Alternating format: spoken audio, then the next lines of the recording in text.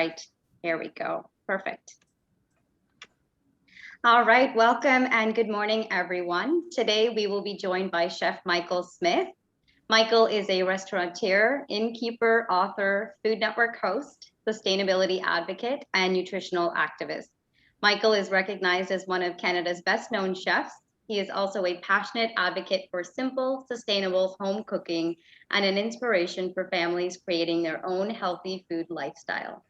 Michael has hosted numerous cooking shows seen on Food Network Canada and in more than 100 other countries. Chef Michael and his wife Chastity are the proprietors of the Inn at Bay Fortune on Prince Edward Island. They've relaunched the property where Michael gained international fame in the 1990s with a new spirit of five-star hospitality and an innovative dining experience, the Fireworks Feast Connection. And in 2019, they debuted the Inn at Fortune Bridge.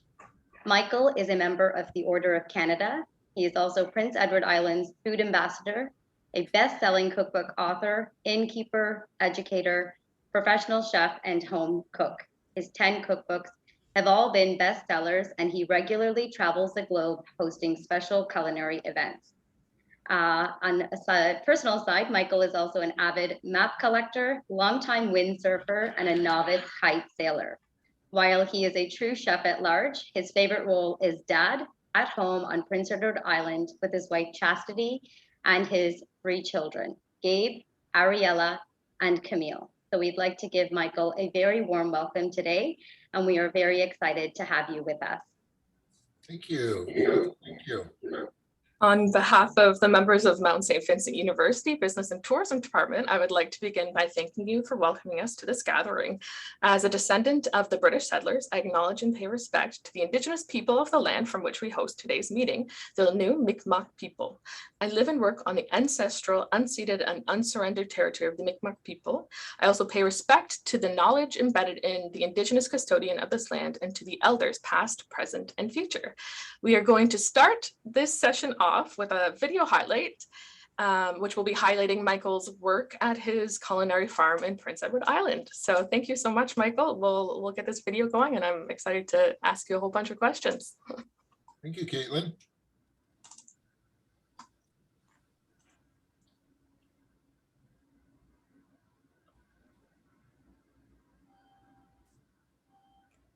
Wow. Okay. There's no sound, Caitlin. Oops, sorry there. Looks like.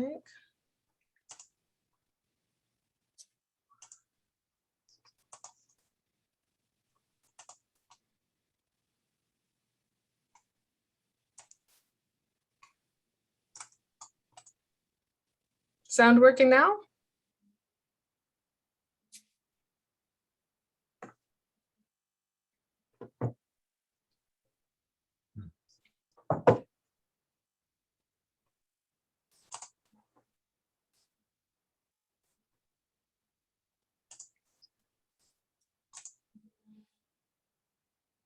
And so what exactly is a culinary farm? Well, look around me because there's lots of different types of farms on Prince Edward Island. At the moment in the distance, I can see big monoculture farms focused on one particular crop, like say potatoes every 3 years or so.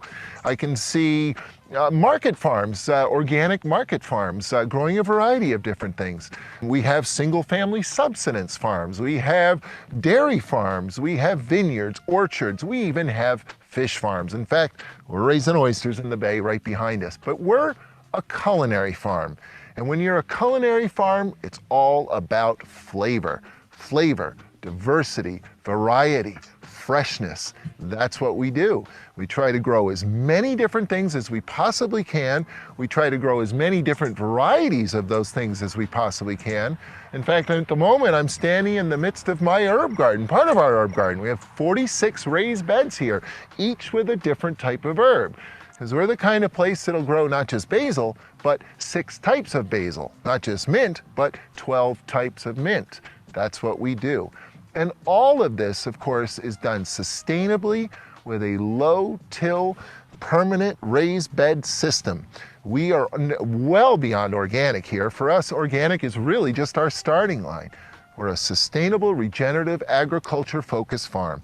And so let me show you some of the techniques that we use to create our own terroir, to take care of our earth, to create the flavor that makes this farm so amazing. Stand by, let me show you a few more things.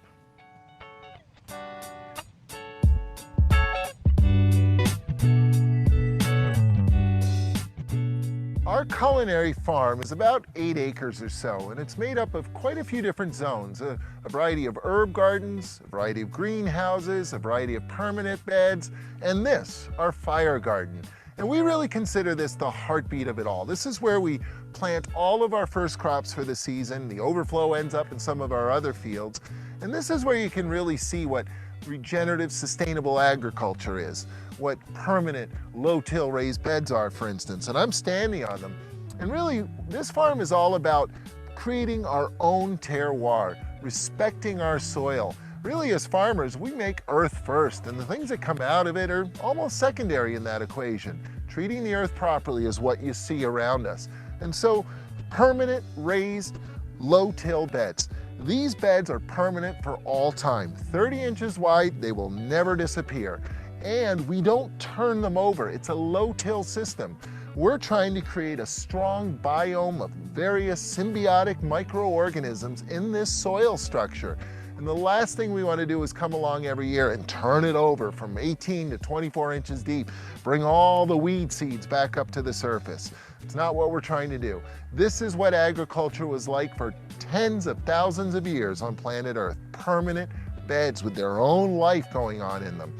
Also raised, and that allows us to drain this farm well. It's a bit of a low spot right here, and it allows the water to just drain off.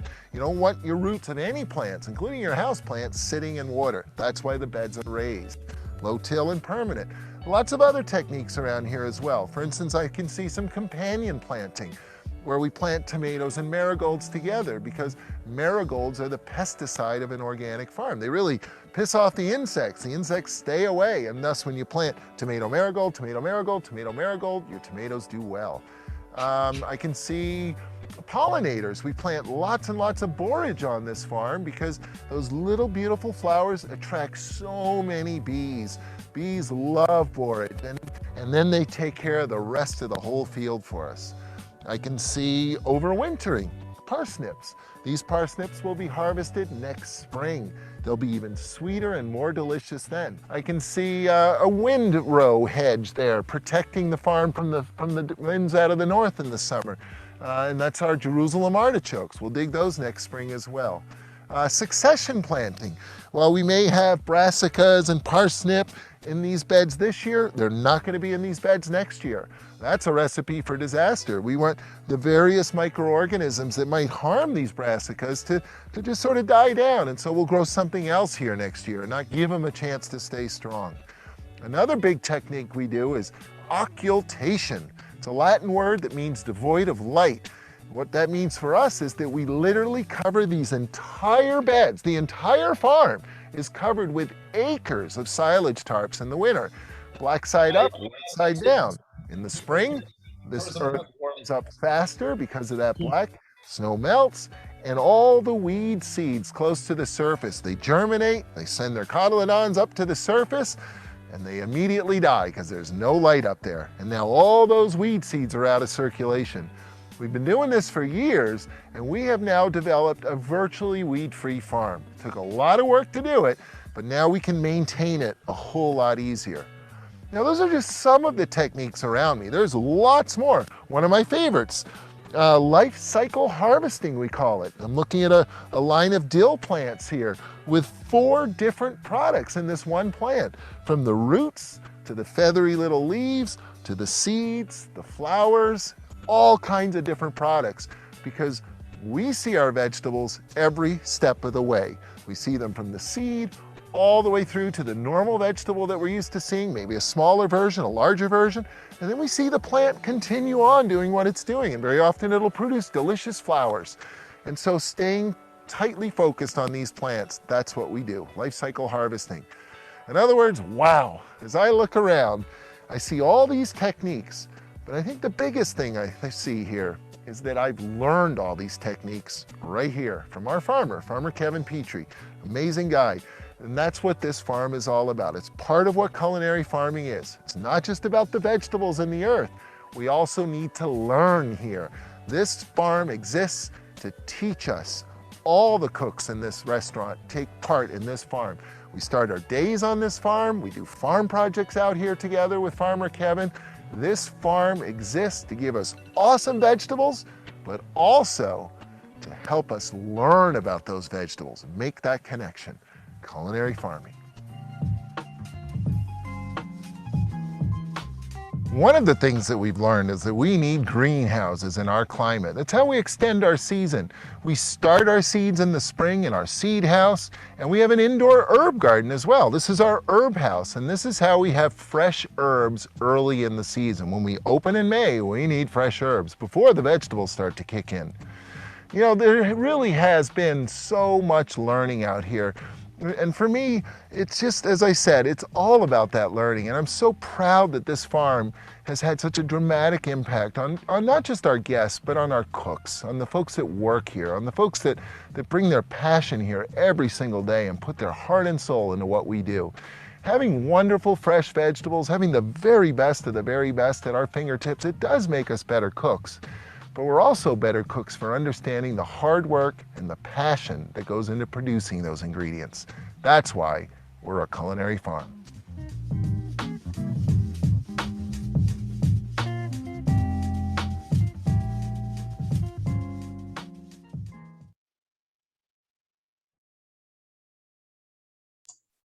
Okay, thank you so much. That was wonderful. And good morning, Michael. Welcome. We thank you for joining us today and sharing your time and your experiences with us. Good morning, Caitlin. Nice to be here with all of you. Thank you. That was a heck of an introduction, seeing our farm right out of the gate. Yeah, I've watched that before, and it was still just as wonderful to see it the second time. So thank you. So I would love to ask you a couple of questions that myself and some of the other students have made for you. So to begin, could you share with us a little bit about your journey on how you became a chef? For me, it began, at my mom's table, like so many other chefs, as a kid, just being surrounded by simple, straightforward cooking. It wasn't a big deal. My mom wasn't particularly a gourmet. She was a good cook, but most moms were at the time. And so I sort of grew up with that appreciation for just good, simple, straightforward food. And then I went off to university. And in my first year of university, I bought a brand new sports car, and you got to pay for the car, which means you got to get a job, which means I landed the easiest job to find in any university town. I ended up washing dishes in a restaurant. And that very quickly led to cooking and a discovery of the creative side of cooking. And that's really the answer to the question. It was that creative side that sort of grabbed me and held me all these years, that idea that there's an artistic side to cuisine as well. Mm-hmm. That's really interesting, especially considering you went to school for art before. Is that what you said? You were in graphic design? My first stab at university was graphic design, art school. And and then I bought the car, and life got real. Yes, I know a lot of parents don't, especially, well, it's famous that going to art schools and always the best way to make money and pay for sports schools. So, but graphic design is a very good avenue, and it's very helpful, especially if you become a chef and own your own business and everything like that. So, as many of us know, you were a TV personality appearing on the Food Network. And how did that shift from being a TV personality to owning and operating the Inn at Bay Fortune come to be? I guess in a sense, it's how it shifted back. Because I've been at the Inn twice. I kind of grew up as a chef at the Inn years ago. I started there in 1992, 7 seasons, and helped discover the idea of regional cuisine in Canada, and certainly here on Prince Edward Island, and found so much to celebrate. And then this colossal opportunity just fell right in my lap. And next thing you know, I'm on Food Network and talking about food and all of it. And that became a 17-year gig, really. And then the Inn popped back into our lives 7 years ago for Chaz and I for the second time. For me, we're 7 seasons in, and now I own it. And I think the transition from Food Network to the Inn is best summarized by saying this simply. Look, 17 years on Food Network, 17 years largely being the only guy in the room who saw food. Everybody else looking at a prop. For me, it was food. And so there just became a time when, I craved real. I need real. I'm sick of beating my head against the wall. I'm sick of, advocacy is important, but not when it's performative. It's got to be real. And it's not that mine wasn't real. I'm super proud of all the people I've met over the years that have learned a good, positive food relationship through my teaching. That's amazing. That's mind-blowing. I'm proud of that. But at the same time, to do that, I had to exist in a media world, in a Food Network environment. And I am not disingenuous. I am so goddamn lucky for all those opportunities. But there does come a time when it just becomes a little much and it just snowballs. And I just got to get up and I got to do real. And it's not enough to just be a loud voice anymore. I got to do real. And that led us to the Inn. And, some of you have been there. You saw a little bit of the video. I feel like it's the most real thing I've ever done in my life. I'm proud of it. Wonderful, thank you. And what inspired your most recent book, Farm, Feast, and Fire? Well, it's the triple F. It's the Inn. The book is about the Inn. So, and at the Inn, we're 3 things. We're farm first. And then we're live fire. We grow all that food and then we cook it all with live fire. We're 12, 13, 14 fires a day. Different fires, you name it, every spectrum of fire. That's what we do. And then, and most importantly, we share that food in a feast format, Farm Fire Feast. And Feast, of course, blew up over the last 2 years because we built this business. We made this thing successful based on a very simple human emotion, the desire to come together around the table, to put strangers shoulder to shoulder at the table. Innovate Fortune was communal dining for our first 5 years. That's all we did. Great big long communal tables. Everybody sitting next to everybody else. I don't know you, but I'm going to get to know you because we're humans and we're eating food. And that's what we did. And then COVID. And so here we are. So that's why the book is called Farm, Fire, Feast. Those 3 words. It really is about the Inn. Mm-hmm. Wonderful. I love that that aspect where you're bringing everyone together. And yeah, that is especially important now after COVID, where we've all been isolated, and we definitely need that. So I'm sure a lot of people have been really appreciating that aspect of it. Yes, including us, Mm-hmm. we, the team, the cooks, it's been, for all of us, it's been one hell of a journey. And of course, the challenges this year, very different from the challenges last year.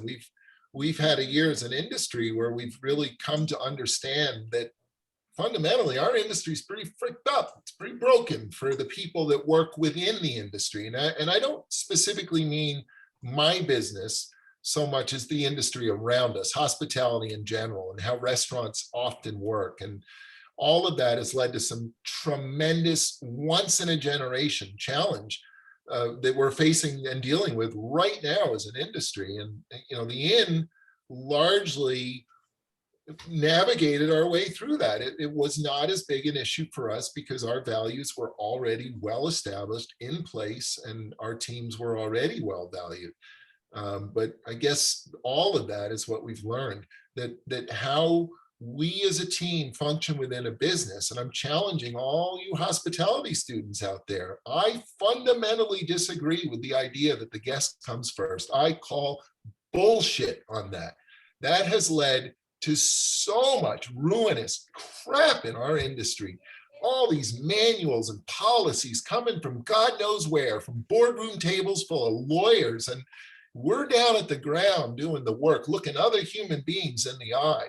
And when we're bound up by procedures that prioritize the guest, and of course we're in a guest-driven business, but not at the risk of taking us out of the equation, we, the people that do the work. And I fundamentally disagree with that. And that is one of the biggest things that we've come to understand as consumers on the other side of that fence, but also as industry members. We've got to build a positive work culture first. And it is something we've been doing for years at the Inn, but boy, oh boy, we've come to focus on that even more now. It's absolutely everything at the moment. And you guys all know this, and you have every right to ask and assume that you will get the very best working conditions, that you will be respected, that you will learn, that you will be valued, that you will be a part of a good, positive story. You have every right to expect that. And if you don't get it, you have every right to quit and move on. Life is too short to waste time working for the man, whatever allegory you want to drag out to describe this. You have every right to take care of yourself first. And that is leading to an industry resurgence and a rebirth where the folks that get that already understand that already have created those empowering environments are prospering and benefiting. And shouldn't they? And we all have to communicate so much better with our end consumers about what it takes to put that product in front of them.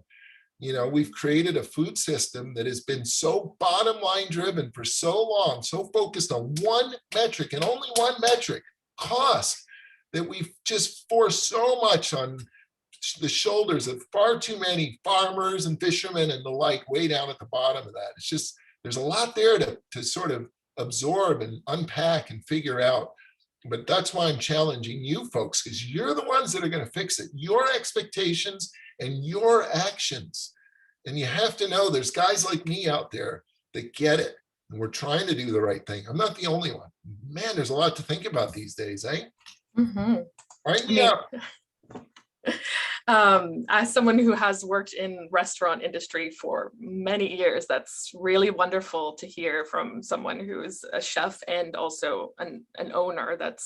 It's really refreshing, and I think that's a great path to be motivated to go down and change things. So especially to all of the students here who are in hospitality. Sure. Thank you, Caitlin, but please don't put me on a pedestal. That's not heroic, what I'm describing. It's just doing the right thing.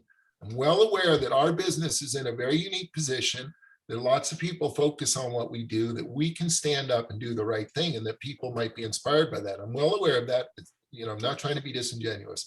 At the same time, though, we're just trying to do the right thing. Just trying to do the right thing, straight ahead.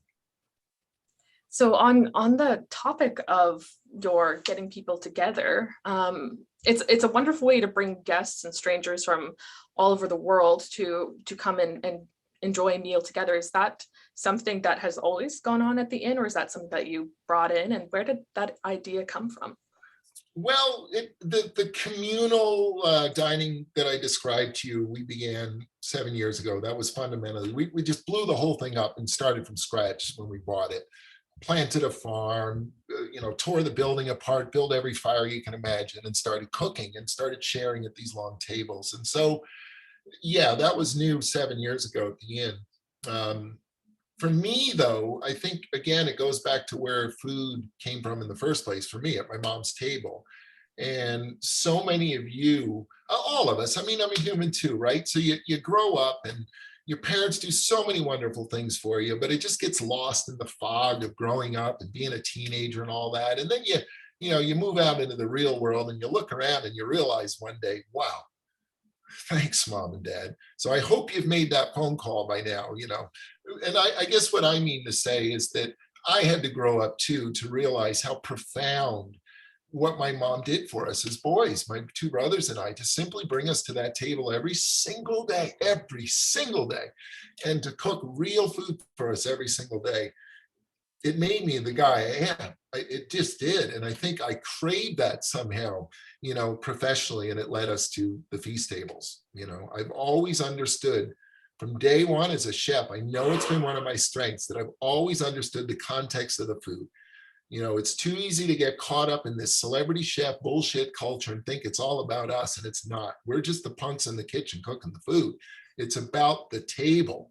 And I knew that day one, it's always been a part of our approach. What do we do for the guests? How do we make this fun? Blah, blah, blah. So it wasn't like I had to pivot or anything. It's just, you got to grow up. You got to get a little water under the bridge. You got to, you got to put yourself in a position where you can go and buy a business and do it the way you want to do it and not the way some other idiot wants to do it. So, Farm Fire Feast, here we are. Awesome. Do you have any stories that you have in particular of people coming together through the feast connections that you want to share?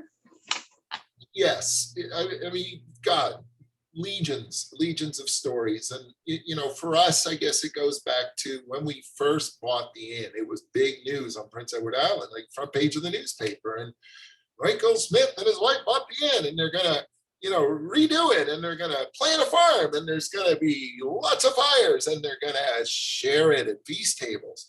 And the very first phone call we got that morning, 10 o'clock that morning, we're still deep into construction, as extended as we could possibly be, this crazy idea that I cannot find anywhere else in the world.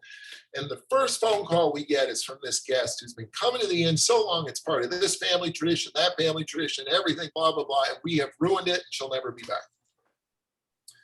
And then we got open. And the very first day, you can just tell, you could just feel it. You know this, folks. You know this, how good it feels to be with a group of your friends, people that you value, that you love, and to spend time together at the table. There's nothing better in life, nothing. And so we created that. And I just knew it was going to work. And within days, it was just blowing up so fast. And it's become, if we put our business hat on for a second, I've come to understand that it's so powerful that it's a 1 + 1 = 3 thing.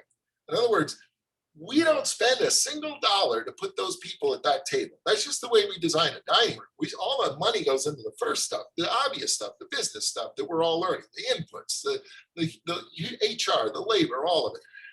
But it doesn't cost us anything to sit you next to somebody else. So 1 + 1 = 3, because when you do, the meal becomes better, because we're all human beings, because we truly do crave those connections in our very core.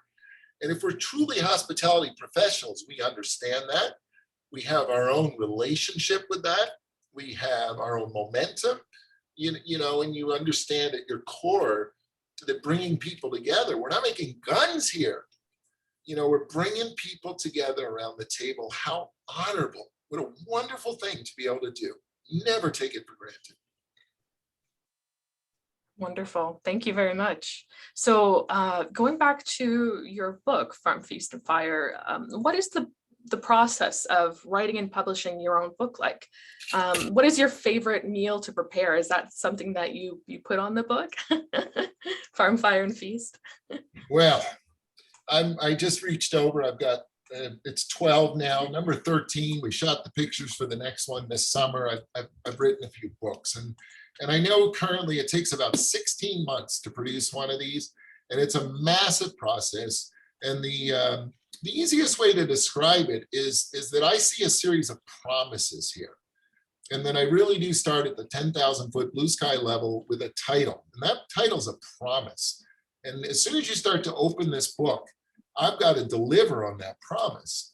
And so that promise continues, and it's in the way the book is designed, it's in the feel of the book, it's in the name of the recipe. And so as I pick a random recipe here, brown butter, potato gnocchi, right away I've made a promise. So I better deliver. You better be able to taste brown butter, you better be able to taste potato, and you sure as hell better understand what gnocchi is. Gnocchi, what is that by the end of the recipe? So that's the way I approach it. I think that's a communications approach. I've also come to understand as a businessman what it takes to produce the books, the team that's necessary. If I could pick my computer up right now and spin it, I'd show you my test kitchen. I'm sitting in my own test kitchen here in the backyard of my house on PEI, and this is where my team and I work and collaborate and build the recipes and do all the various things that we have to do. But I also know the single biggest challenge. And so if anybody out there is actually interested in producing a cookbook, the number one challenge, the single biggest challenge of all, is simply tracking data. It's just the way it works. 100 recipes in a book, We tested them last spring. I'm going to be writing them in January, February, March. The actual word writing, like the structures of the recipes are done. We test. But now 6, 7, 8 months later, I got to put myself back in that headspace and write the recipe. So tracking data, trusting your data, knowing that you got it right the first time, that you put down the details that you're going to need later. It's a huge part of the process, huge part of the process. Having said that, though, I love writing cookbooks. I just do. I feel so blessed that I get to do this in my life, and my publisher now has loosened up, and I don't have to do 100 recipes anymore in my book. In fact, that whole front section there is not recipes. I get to write stories now, and I love that. It's fun to write, it's fun to share. So yeah, I mean, that's the big broad brush strokes, how you make a cookbook. Mm-hmm. That's wonderful. Especially you can see that desire to share and have community, and writing those stories is really bringing people to the farm as well. And that's great. It's awesome that you get to do that with your books, and not only just share your stories. And it forces us, my team and I, to learn too. Like, as I said, we just finished, well, I'm about to write the recipes, but the book is largely done. The recipes are done, the pictures are taken. Farmhouse vegetables. And so now leaning in hard into that space, vegetable forward, plant-based cooking, less meat, all those things that we're already doing in my life. You know, I really would rather eat the things that are cooked with the meat than the meat itself these days, et cetera, et cetera. But writing that book really forces us to really lean in, really go deep. And so obviously you learn a thing or two from that. And so here I am, 55 years old, and I'm still pushing the envelope. I'm still pushing myself to engage with new things. Like the next book is going to be about fire. I want to write this incredible book about every possible way of cooking with fire. And we've got about 92 of them at the end, you know, so that'll really force me to push my way deep in there and figure out how best to describe processes and teach those processes. That's communication. That's book writing. Mm-hmm. So is there any one particular meal that you enjoy that you have put in your books that's your favorite to prepare? You know, I mean, that's Too many one of to those desert island question. So, you know, so I'm gonna answer it this way. Honestly, I don't care what you cook. Don't even cook my book, because honestly, what I truly care about is not what's on that table, it's who's at that table. Okay, so if you're taking the time in your life to gather ingredients and prepare them and share them, you're a rock star. You've done everything right. You know, so who cares what you're cooking? Who cares whether you did it right or not, whether you got it from me or somebody else?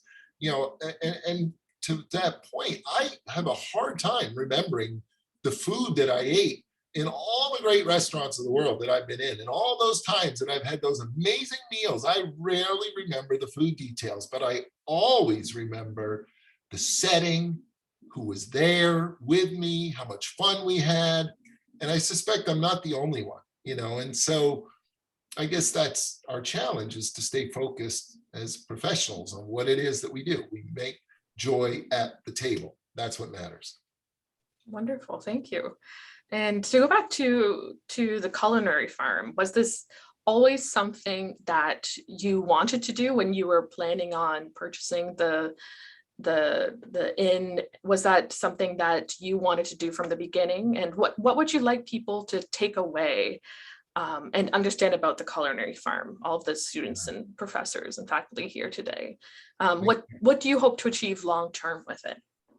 Thank you for asking. Like, we're a farm first, and I've said for 30 years, if I wasn't a chef, I'd be a farmer. And 30 years ago, when I started cooking at the inn, the first thing I did was plant the very first herb garden up there. And I left New York City working in the very best restaurant in America at the time. I left that place because I wanted to meet farmers and plant a garden. So it's always been in me, and I think it's just the way I think. You know, I think I'm a very idealistic guy. You know, I always come at things from the blue sky, and just that basic idea of growing good fresh vegetables and then sharing them with people. I mean, it's not rocket science. It's actually pretty darn simple. And it just took me, I don't know, it took me like 50 years to get it all sorted out. And so that's why we bought the inn. That's why Chaz and I did it. We did not do it to continue doing it the way they had been doing it. It had failed, basically. Vision had left the business years ago, and it had failed. And so we bought it knowing we could just blow it up, start from scratch. And the first idea was the farm. And now I didn't realize, though, how profound it truly was going to be, though, to get that farm up and running. So we founded the farm, we got going. Kevin Petrie joined us. We discovered sustainable regenerative agriculture. You saw this in the video. And you heard me say that the biggest thing of all is all the learning that I personally have had on that farm. Like it's just been astonishing to me personally how much I've learned and how it's helped me close loops on things. Like, I've understood for so long, of course, that, the corresponding between color in vegetables, intensity of color, micronutrients present in the pigments themselves, the same things that create flavor and intensity of color in food, and how that correlates with human health. The more of that, the fresher it is, the better it is for us. And then close that loop. And that also correlates, of course, with soil health. And so the most profound thing that we've done, you heard me say it, we've created permanent biomes. That's what this means. We're not breaking that up. There's a living world in our soil, and it's our job to preserve it, and it's working. And so we're past the point where weeds are the issue. And I want to say about 2 years ago, we started looking at each other like, I don't know, you think nobody wanted to say it out loud. It was too strange. And then last year, we're all like, yeah, this is real. These vegetables got something. There's something going on here. What is it that transcends?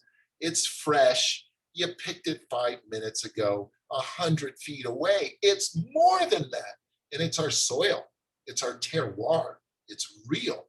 I never saw it coming. I didn't understand that's what we were sort of heading into, because now Kevin and I and our team, Kevin and I in particular, our farmer, we feel like stewards. We work for that land now, not the other way around. It's gotten to that point. And so farm, yeah, it's always been in me for sure. And now I know why. It's amazing. Forgive me, I get emotional. Like, I'm at the point in my life where I'm supposed to be fading off into the sunset. I go to work, it doesn't feel like work. And there's this incredible 9-acre farm with everything you can possibly imagine. We grew 250 different things on that farm last year. Like, wow, there's a lot to learn there. And it feels good to learn. So maybe that's the lesson, eh? Like, make sure you're learning. Don't stop, keep it going. Gosh. Ugh. I better stop too.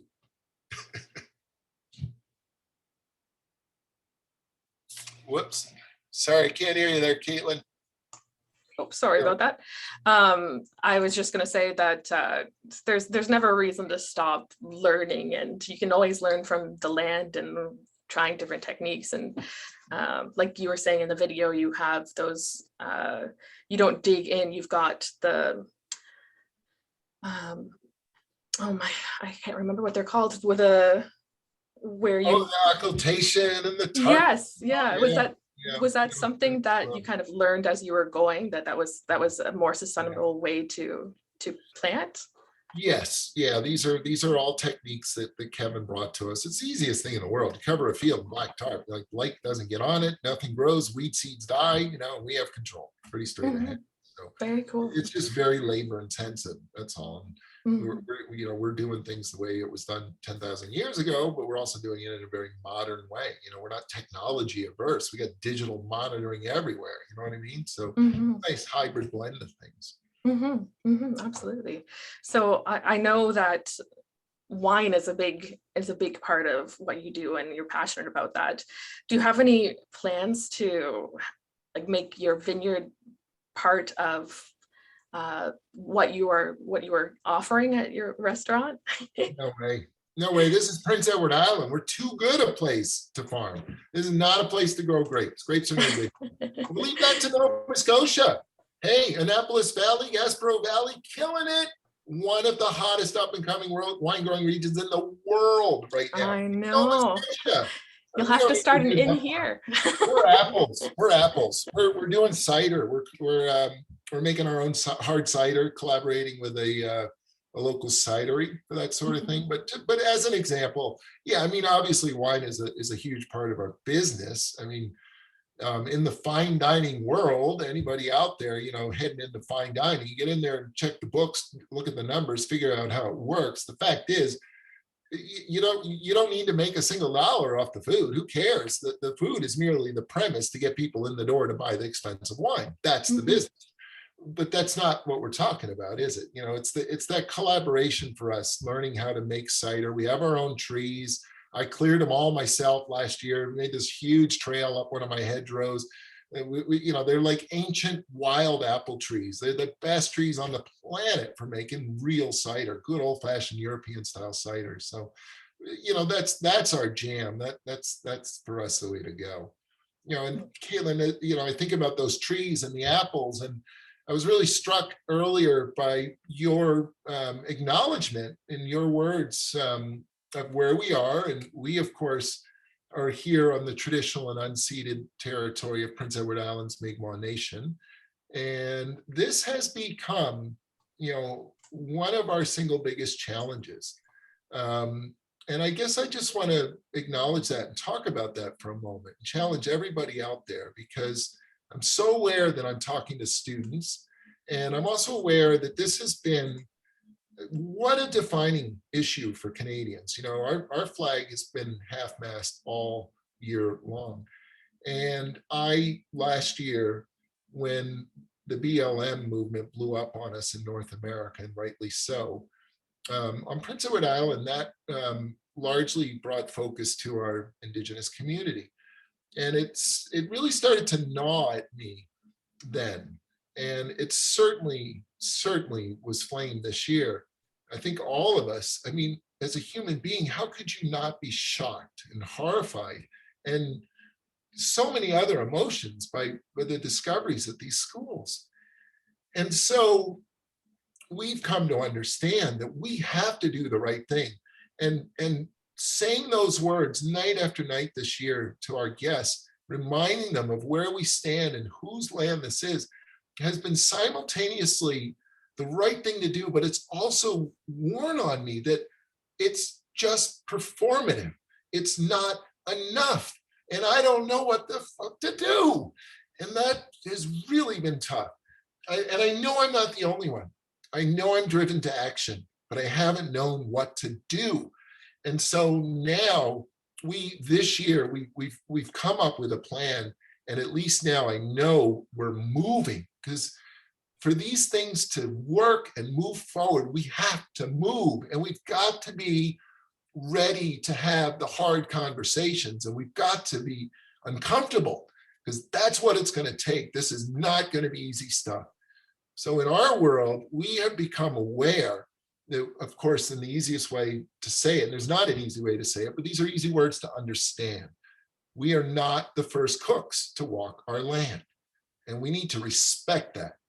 And so we have many different things that we're doing. First, we're going to the elders in the community around us and asking first for their permission to farm and forage and fish on their land. And we will bring gifts and true spirit and hope for the best, because it's got to start there. And that's what we will do. And then we are already deep into this. We've established a scholarship for the Indigenous community of Prince Edward Island and the surrounding Maritimes, as need be, at the Culinary Institute of Canada. We will be fully funding a scholarship annually for some deserving person from that community. And then we will be going further and offering them meaningful career opportunity in our business, both during school and after, on their terms, of course. And even beyond that, and here's where we're really struggling, is trying to understand, how should we cook on this land? What was done here? How do we respect the people that cooked here before? And the one thing, now that we're moving, finally moving, and that I've lost that, just that nagging feeling that we weren't doing anything. At least now we're moving, and now I'm coming to understand, and we've made connections in our community around us. We're working hard on this, and we've come to understand that food, once again, can be that thing, that catalyst for conversation, that thing that brings us together. And it can be that simple. Forgive me, this stuff's tough, eh? It's just goddamn tough. But we've got to get this right. And I'm just happy that once again in my life, food has shown me the way to bring people together. And not just tourists looking for a good time on a vacation, but people that need to come together, that need to talk, that need to understand these powerful societal forces happening right around us. I know I'm not the only person who wants to believe that you're doing the right thing. There's action in your life. And so I'm proud that my business, our business, has those values, that when we go to work and work hard, that we're also producing this kind of opportunity for ourselves, but also for the community around us. And I think all businesses, and now I can say this, I couldn't say this before, because now I'm doing something and I'm challenging all businesses to do this. And why shouldn't all businesses do this? Somehow, because in our lives, it's so hard to figure all this out as individuals. And so why shouldn't we be able to look to the one place in our lives where we should have consistency and purpose and meaning? Isn't that what our job should also be? And so why shouldn't we be able to look to our employer to show us a way to contribute in some meaningful way? And maybe it's a small way, but to at least do something. And maybe that can then inspire us to take more action in our own personal lives. And so that's my challenge. And I'm not here today to jump up on a pedestal and challenge the world. I'm speaking privately to a group of students. I'm well aware that I'm being recorded, but so what? These things need to be said. And we can go through a long list of questions about what it was like to be a Food Network star, what it's like to run a successful restaurant. And I treasure every one of those questions and all those answers, but I'm not going to miss the opportunity to say a few things that need to be said and touch on a few real things. And that's what we're doing. And so, as I said, Caitlin, I was really struck by your acknowledgement of who you are and where you are. And I'm glad that that is now an accepted common part of our social discourse. And I'm going further and challenging everybody out there. I hope you're going further too. Mm-hmm. Thank you. I mean, you said not to put you on a pedestal, but that's wonderful. And I think having someone like yourself, like you did say you were a TV personality, but now you're more connected to the land and trying to be more humble in that sense. You are still a pioneer to a lot of us, and really a statute in things that we grew up with, television and things like that. And to hear someone like you saying those things, it is very powerful. So thank you. And I do agree with you a lot on that. You are a member of the Order of Canada since you were appointed in 2019, and you were appointed for your contributions as a chef, entrepreneur, champion of local foods, as well as your championship for developing regional tourism and PEI. What was it like to hear about your contribution to Canadian cuisine being recognized like that? And how, I guess I want to also tie in what you just said as well. Like, have you found opportunities to share what you just did with that? And I know you said the Culinary Institute, you're able to establish a scholarship. Have you been able to do a lot of things with that platform that you've now gotten from the Order of Canada? Yes and no. I mean, work in progress. And so lots to answer there. What was it like? Okay, I mean, the greatest honor of your life, no surprise. I feel like I'm probably not the only person who feels this way. I know that there's often a correlation in super successful people with that inner voice at the back that sort of questions whether you're enough. And I know I've had that voice for a long time, and it drives you. And I can look at it empirically, analytically, and discount it, but it's still there where it was. And then Order of Canada. And I'm thinking to myself, it took me a while to think this through, but gee whiz, who am I to let myself be burdened today by that little voice when the Order of Canada, like, come on, what validation. It took me a while to figure it out. Like, you don't just say thanks, that's a big one. And I'm just so freaking honored by that. And so I guess what I mean then by that work in progress is that's not, I don't feel like you're awarded that or rewarded that or it's a prize. It's none of those things. It's just an acknowledgement, I think, of who you are as a good Canadian. And so work in progress. And I think, I know that I'm at a phase of my life now where, look, this is what growing up is, okay? Ladies and gentlemen, you can officially call yourselves a grown-up the day you stop giving a goddamn what anybody else thinks about you. And that takes a long time. But I know I've grown up, and I don't mean to be arrogant, but I just know that it allows me to push discourse forward with action, with determination, with passion, and let's get freaking going. Sick of talking. So again, work in progress. And I think that's really what this is an acknowledgement of.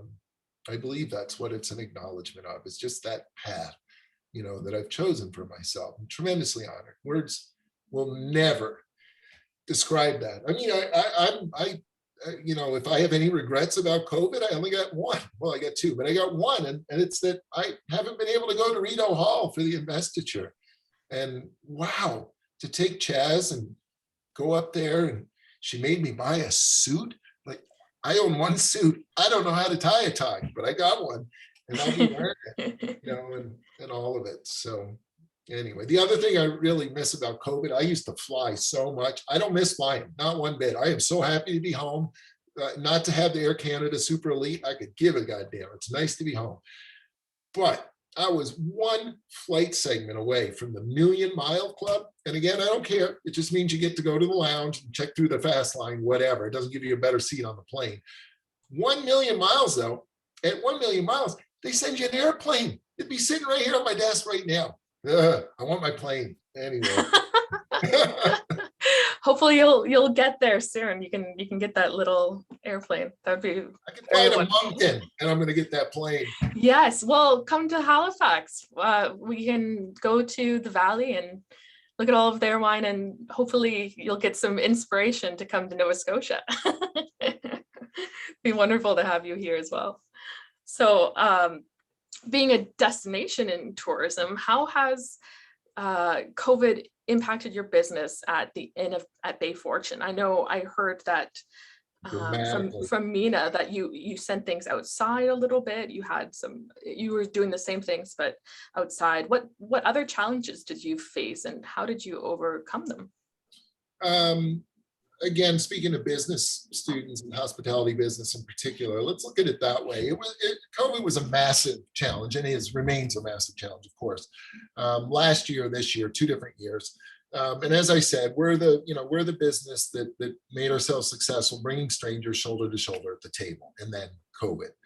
So last year, it all just collapsed. We lost a shit ton of money, but we were still successful because the metrics changed, and we were able to offer every single person on Prince Edward Island who already worked for us that needed a job, got a job last summer. And we did that by pivoting from an exclusive, high-end, fine dining, expensive destination once in a lifetime to a high-volume takeout joint. We pivoted in 5 days flat. And that, in essence, meant we became picnics. So we started, we told a picnic. We called it a picnic. It was based around impeccable barbecue. And from a business perspective, I realized early, I knew day one with the idea, I knew we were dead in the water if we didn't do something day one. That how do you pivot from extremely expensive to mass market in one day? How do you do that in the marketplace? Like, there's only one way: value in the product. It damn well better be amazing, period. And so as a strategy, we were able to take, in essence, to flow through the business subsidies that we were given for wages that we were ethically bound to use to put our fellow Canadians back to work and not in our bank account somewhere offshore. Our job was to take those subsidies and put our neighbors to work. And we did. And I realized that because the metrics had changed, that we could take those subsidies and turn it into crazy value in the picnic. All kinds of extra, because the normal food and labor costs were out the window. And that worked. It worked. It put people back to work and it provided value. And day one, are you kidding? This is all for me?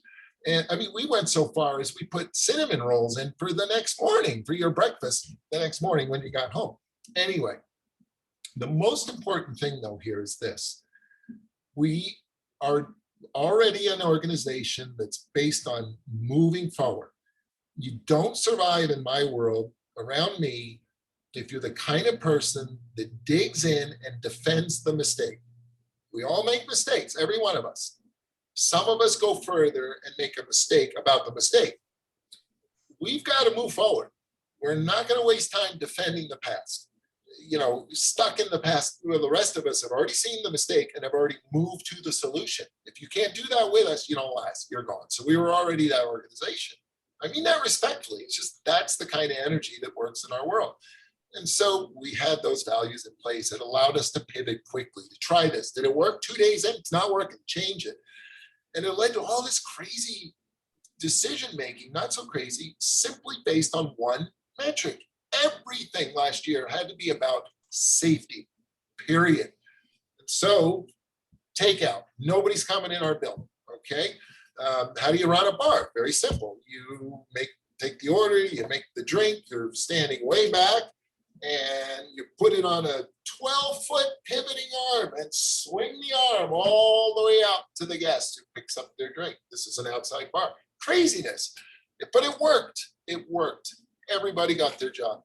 This year, challenge is very different. We talked about it earlier, systematic shift in our industry, et cetera, et cetera. We're dealing with that as well.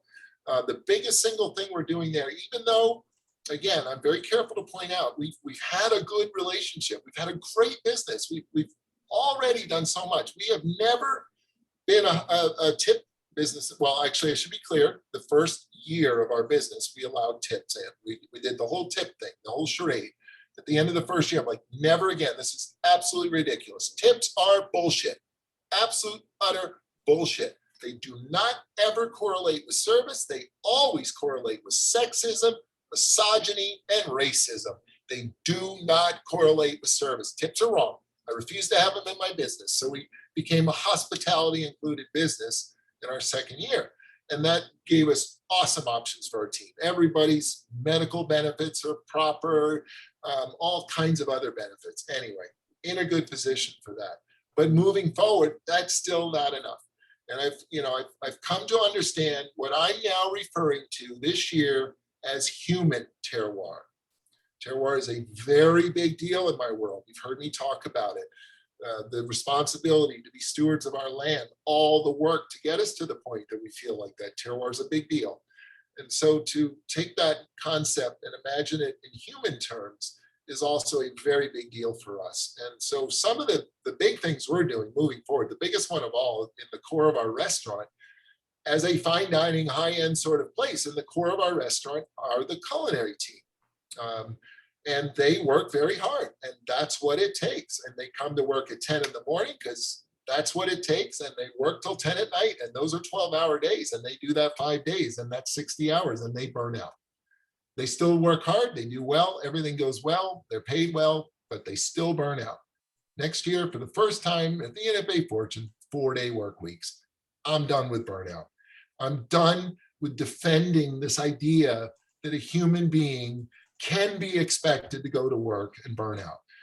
Like what's the variable here? If you're going to work, you've got to be there the 12 hours for the day. That's how fine dining works. You cannot come to work at 2 p.m, the line set up and go to work. It doesn't work that way. You've got to be engaged.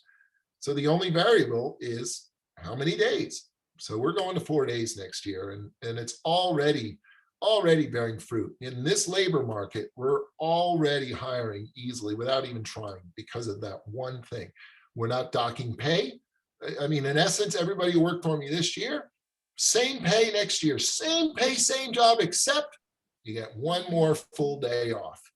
Like imagine the consequences. You get into your business matrix and you start adding up the numbers and figuring out your labor costs and everything. There's real consequences there. But so what?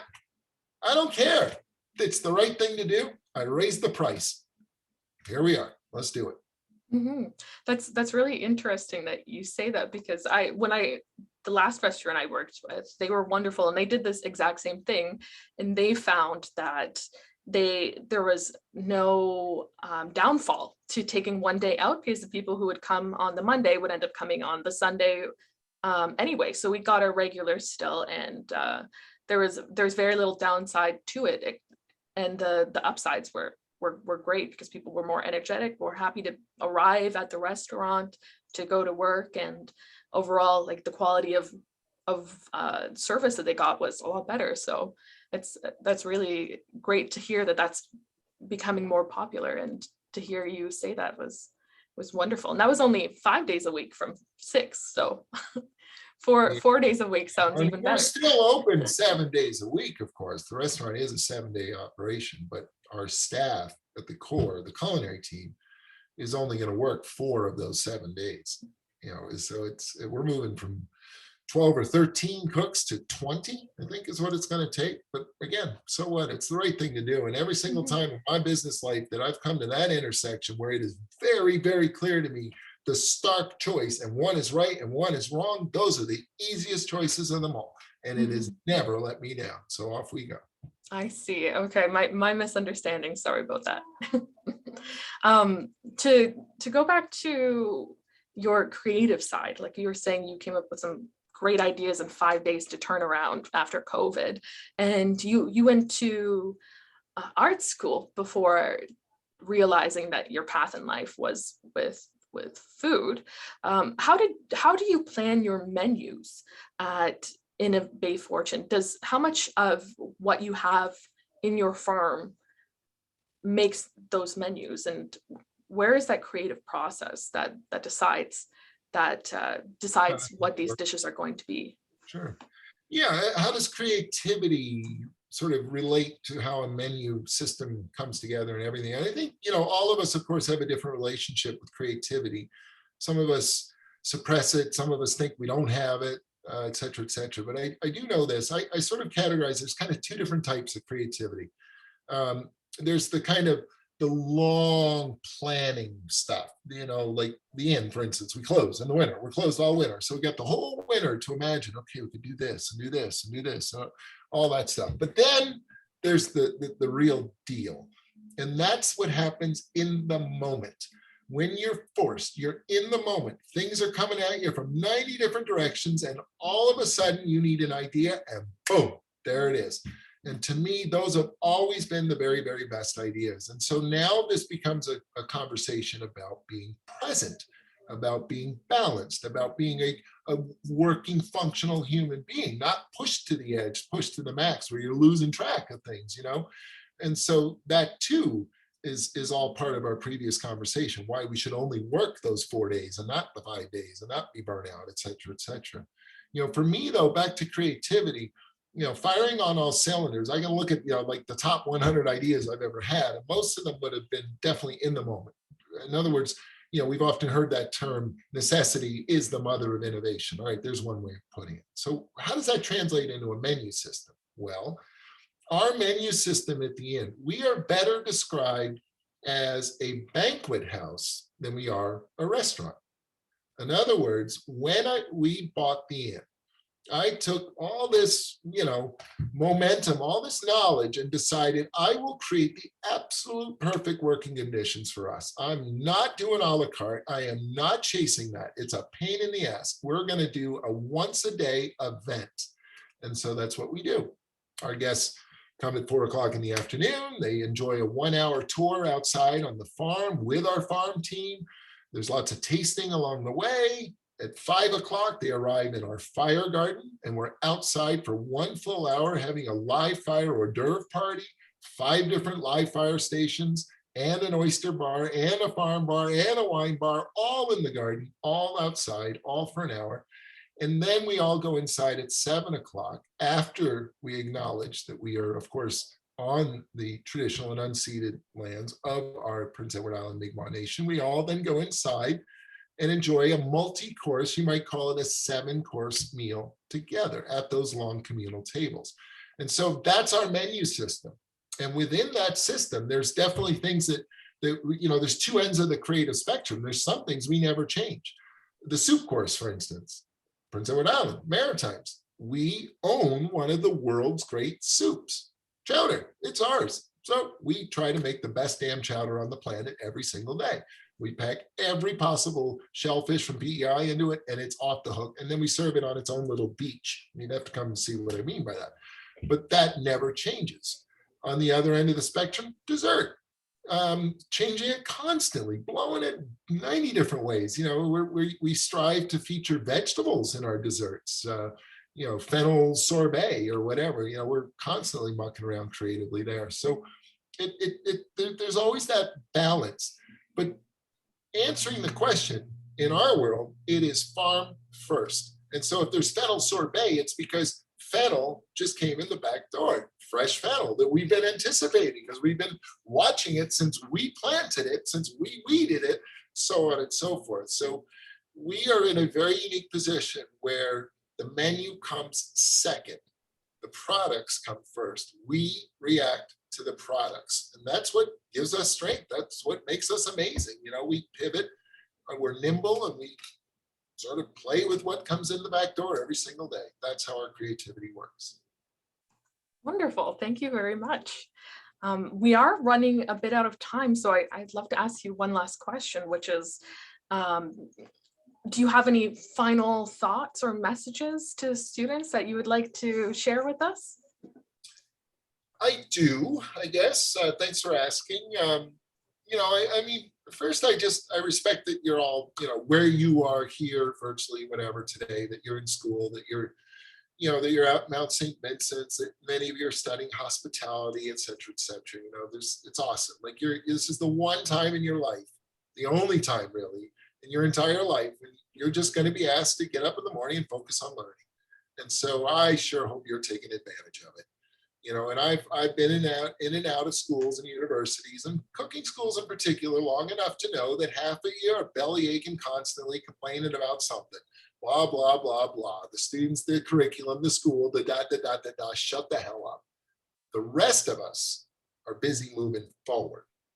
Okay, so that's my challenge to you. And you all know exactly which side of that bench you're on. Anyway, that's how life works. Okay? You're going to screw around, you're going to get called on your bullshit. I don't mean to be confrontational as I wrap this up, but what I'm doing is saying the other half, those of you that are engaged, those of you that are here for the right reason, it's probably everybody on the call by this point, well done. Take that feeling, live it, never let learning go, never let it go, always find a way. And if some job tells you, you're going to learn, we're going to teach you everything under the sun, gosh, I can't wait to get you to work for us, and you show up and it's like 500 straight days of chopping romaine lettuce in the corner, you should have quit at day 20. Just saying, take care of yourself. Lastly, I have spent so many years, the last question of the day is like, what advice do you have for us? And so we start to talk about work-life balance. And I'm over it. Work-life balance is bullshit. Work should not require anything to balance it. Life is life. Follow me on this. In other words, when we say work-life balance, it's like life has to catch up to work. We're over that. Work has to catch up to life, and you have that option. It's right there in your hands, and I encourage you to seize it, take advantage of it. Get a good job where you're respected, where you're building your career, because we need that. We need idealism. We need your expectations to drive our industry forward. I'm too damn sick and tired of watching the board members of Restaurants Canada, some of the fiercest advocates in the country, for keeping the minimum wage low.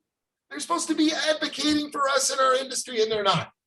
Too many of them stuck in that old-fashioned way of thinking. You folks are the future. Your idealism, you gotta hold on to it.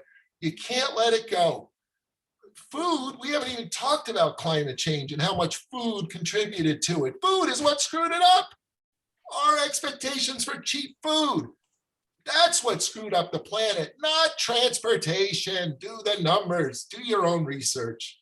And so are we going to perpetrate that perpetuate that system? Are we going to be complicit in allowing the way food has been presented to us all these years? Are we going to keep doing that? Are you going to keep driving for the cheapest possible bullshit, sugar-laden calories you can get your hands on and wonder? No, take action. And it begins with you, us, me, I. That's where it begins every single time. So whether you're at school now today or wherever you find yourself next year, next decade, you will always get out precisely exactly what you put in. And that's why when you're surrounded by all these dummies that want to complain all day long, screw them. That's their bandwidth. It gives you more bandwidth with the people in the room, the teachers, the professors, the ones that are engaged, that are teaching and learning and creating the discourse. Stay at that level. Don't be bogged down by that baloney. So lots to unpack, lots to absorb. I appreciate the opportunity. Thank you, all of you, for it's occasionally it's nice in life to have the opportunity to dig deeper into some of these thoughts and express some of the things that I've had a chance to share with you today. I'm as real as they come. I don't belong on any kind of pedestal. I get up in the morning and work hard just like you folks. So, at the end of the day, this is the voice of experience. These are the things I've learned along the way. And by no means am I perfect. Man, I've made my mistakes. So, hey, it's all good. You go make yours too. Just learn from them. Okay. There it is, Caitlin. Thank you. That was wonderful. And I think that's a great message to share with everyone. It's the best way to learn is to get in, get messy, and to make mistakes, and just be real in those experiences. So thank you so much for sharing that with us. And on behalf of Mount St. Vincent University Department of Business and Tourism, we would like to thank Chef Michael Smith for joining us for our last fireside chat of the year. And it was a wonderful fireside chat. Thank you so much. You're so real. Connecting students with industry professionals is really a win-win. We love to get your experiences. Your real life experiences bring the students an integral part of their education and helps us create that future success. And thank you for taking the time for joining us. And I hope everyone here has a wonderful day and a wonderful end of the year. So thank you very much, everyone. Prince Edward Island out. Thanks, Michael Smith. Thank you so much, Michael. Thanks for having me, folks. All the best. No problem. Thank you, Chef Michael.